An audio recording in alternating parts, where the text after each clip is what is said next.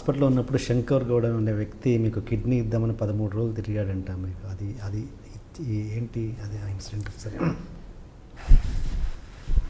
దేవుడు అన్నాడు. ఇప్పుడు ఫిలింనగర్లో ఎక్కడైతే బాటా షాప్ ఉందో మా ఎఫ్ఎన్సిసి దగ్గరలో అక్కడ అమృతం జరిగేది. గంగరాజు గారు మంచి హిట్ సీరియల్ అది. నాకు ఒక వ్యక్తి జెన్యూన్గా కష్టపడుతున్నాడు అంటే నేను ఇంకేం చూడను. వాడు పడే కష్టం జెన్యూన్ అనిపిస్తే సరిపోద్దండి నాకు. నేను ఝాన్సీ గారు, గుండు హనుమంతరావు గారు అందరం షూటింగ్ చేస్తున్నాం. దాని గేట్ ఉండేది. గేట్కి ఇలా ఉంటుంది చూసారా, ఇలా ఉంటుంది చూసారా, అట్లోంచి 2 కళ్ళు ఇలా చూస్తున్నాను నన్ను.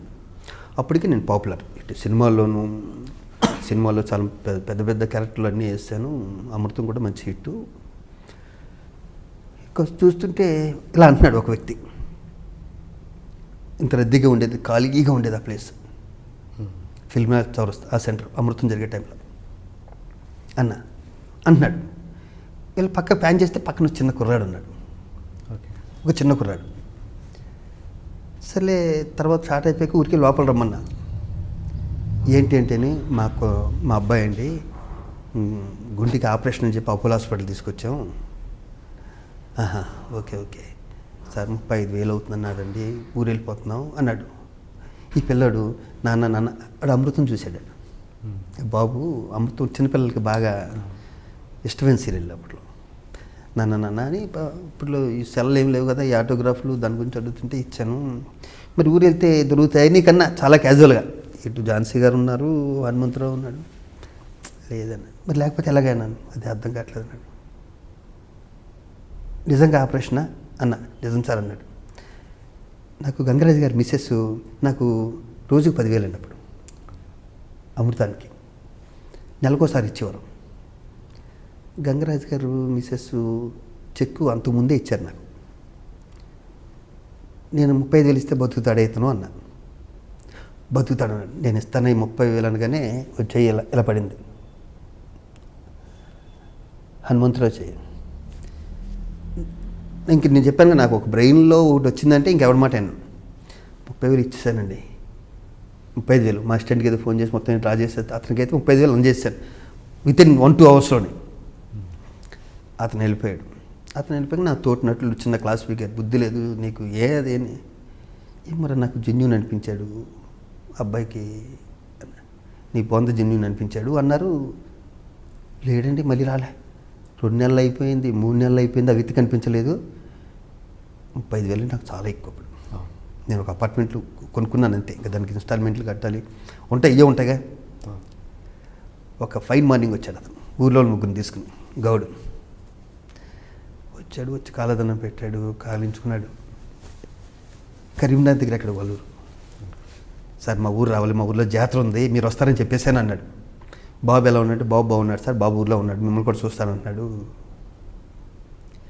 సరే షూటింగ్ చేసాం. కరీంనగర్ కారు వేసుకుని కరీంనగర్ బయలుదేరాం. కరీంనగర్ దగ్గర ఊరు. మీరు చెప్తే నమ్మరు. ఆ రోజు నేను పొందిన ఆనందం నా లైఫ్లో పొందలే. అదే అనుభూతున్నాను. చిన్న గుడిసె ఆ శంకర్ గౌడ్ది.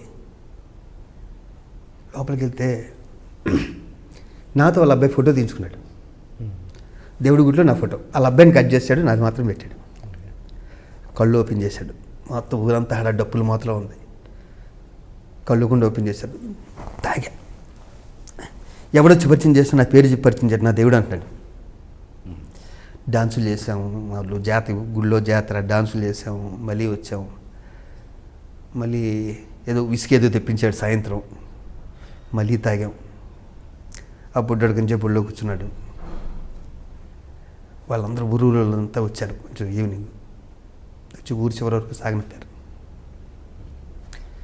జస్ట్ 35,000.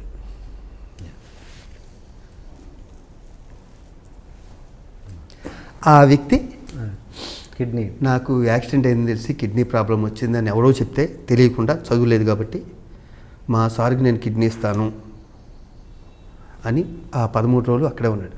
పిచ్చోడ నా కిడ్నీ బాగానే ఉందిరా. నాకు మెలుగు వచ్చాక 4 రోజుల తర్వాత అతను పిలిచి బెడ్ మీద ఉండగానే కాలేజీకి నేర్చాడు. ఓకే అండి, ఇప్పుడు ఇక్కడ మీరు దేవుడు, తనని దేవుడు అని ఎలా అంటున్నారు? అది తెలంగాణ వాళ్ళు.